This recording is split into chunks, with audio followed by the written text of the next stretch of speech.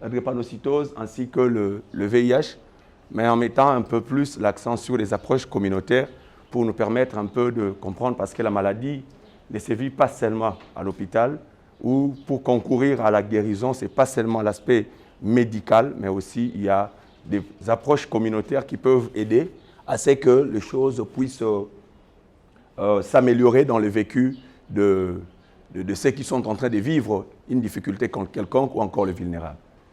Et dans ma présentation, je vais juste donner une petite aperçu de l'organisation dont je suis venu.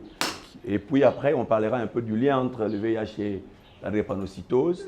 On va dire quelques mots sur le défi ainsi que les précautions. Et une petite conclusion s'en suivra. Il faut le dire que dans la petite présentation, nous sommes en train d'œuvrer dans une organisation qui prend en charge des personnes avec le VIH. Et les pathologies chroniques dans notre milieu, ce sont des pathologies très difficiles à gérer. Et pour ceux qui connaissent un peu l'histoire tragique du VIH dans ces pays, ils peuvent en savoir quelque chose.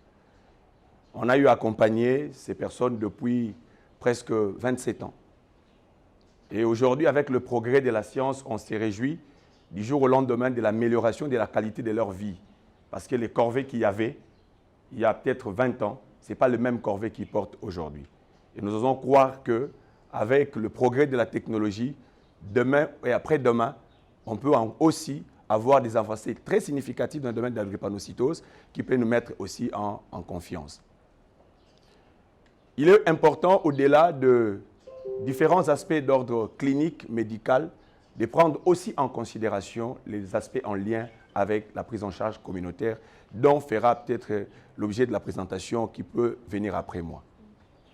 Dans le lien entre le VIH et la drépanocytose, il faut quand même nous comprenions que la drépanocytose, on l'a dit ici, c'est une pathologie chronique. Le VIH, jusqu'à ce jour, aussi se comporte comme une pathologie chronique parce qu'on n'a pas un traitement définitif ou un traitement curatrice. Donc, ils ont un point commun, le fait qu'ils ont presque le même statut. Bien que l'un peut être d'origine génétique et que l'autre est d'origine acquise, mais le fait que nous sommes dans l'impasse de la prise en charge et que la personne est soumise au corvée de prendre des médicaments, d'avoir des mesures de mode de vie, ça fait qu'ils aient en lien ces premiers aspects qui permettent à ce qu'ils évoluent dans le même mode. Mais au-delà de cet aspect, nous pouvons aussi retrouver le deuxième aspect, c'est les aspects en lien avec la co-infection. C'est-à-dire, une même personne peut avoir en son sein la DREPA, mais aussi être porteur du VIH. Donc, la possibilité de la co-infection drépanocytose VIH n'est pas exclue. Cette co-infection peut partir du VIH pour arriver à la drépanocytose, comme cette co-infection peut partir de la drépanocytose pour arriver au VIH. Je prendrai l'aspect de la co-infection qui part du VIH vers la drépanocytose. Les prédécesseurs l'ont dit ici, que c'est une pathologie qui se transmet par l'hérédité.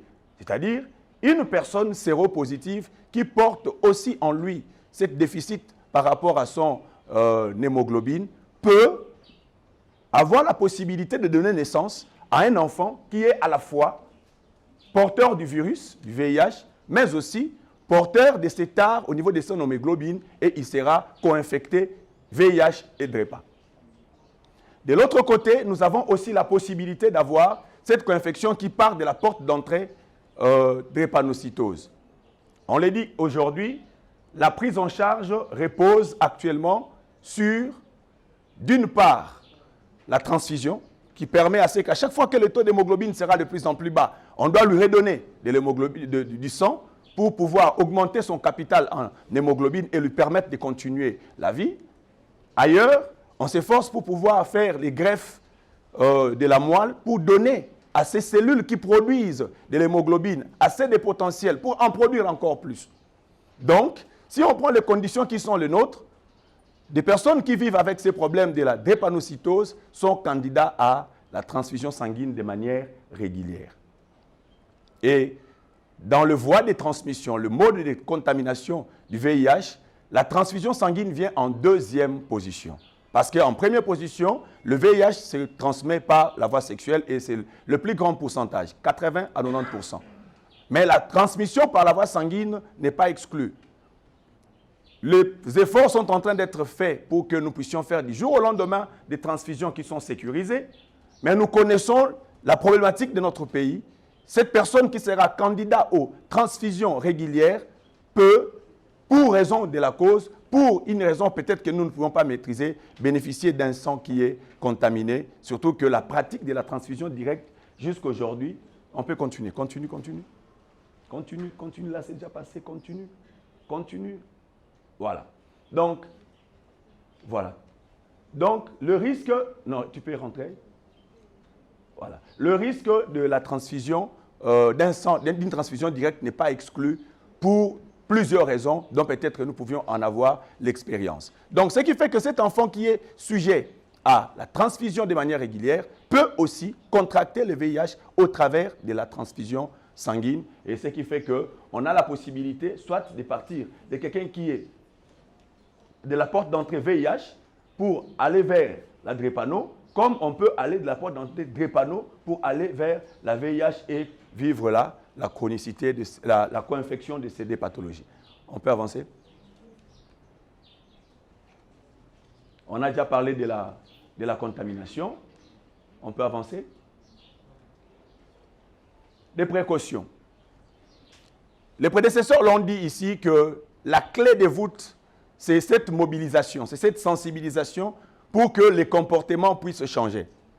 Mais le changement des comportements doit automatiquement aboutir à augmenter, à booster les taux de la détection de la drépanocytose en passant par les différents tests qu'on a eu à présenter ici.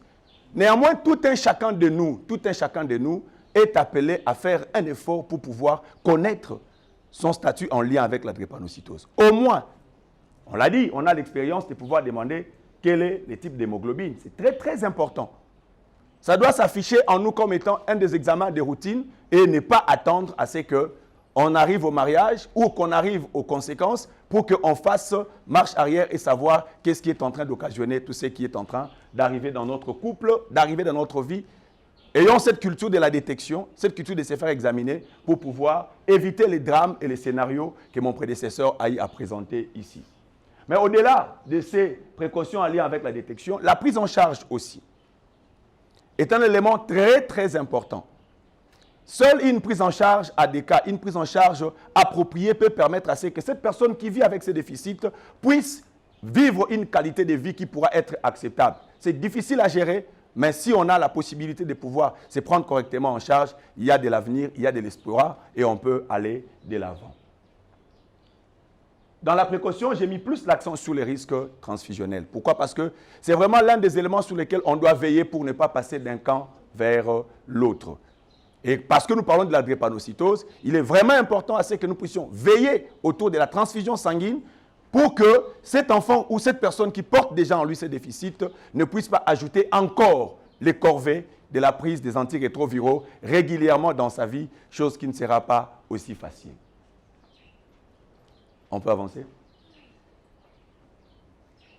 On l'a dit ici, que aujourd'hui, on est en train de se battre pour pouvoir, dans nos conditions à nous, de manière pure, sans traitement des complications et autres, donner la transfusion sanguine pour à chaque fois remonter les taux de l'hémoglobine. En Europe, ils se sont battus pour pouvoir développer les greffes de la moelle qui donnent des résultats probants, bien que le taux de rejet peut être important. Mais néanmoins, le défi aujourd'hui de la recherche tourne autour de la génétique, où les chercheurs se battent. Des fonds sont mis à la disposition des équipes de recherche pour essayer de trouver l'issue à ces problèmes, que ce soit dans le domaine de la VIH ou encore dans le domaine de la drépanocytose, afin de pouvoir donner un traitement définitif à ces personnes qui vivent avec ce poids de la drépanocytose. Donc, la génétique constitue une porte d'entrée aujourd'hui. Plusieurs organisations s'y sont engagées. On s'est dit probablement avec les recherches en cours, dans une dizaine d'années, on peut avoir des résultats probants, une raison pour espérer et continuer à garder espoir. En conclusion, je m'étais dit, s'il faut conclure, je ne pourrais nous amener seulement à, d'une part, s'approprier cette lutte. Parce qu'on ne peut avoir des résultats probants, on ne peut vaincre que si nous nous mettons ensemble. Les gens disent, Une seule doigt ne lave pas la figure. Ensemble, nous pouvons alors bâtir un monde meilleur en dépit de ce qu'on peut avoir comme problème de santé, en dépit de ce qu'on peut avoir comme déficit. Si nous nous mettons ensemble, nous avons la possibilité de vaincre ces fléaux qui est en train de ruiner notre société, ruiner notre famille et de ruiner nos vies. Nous avons dit et nous vous remercions.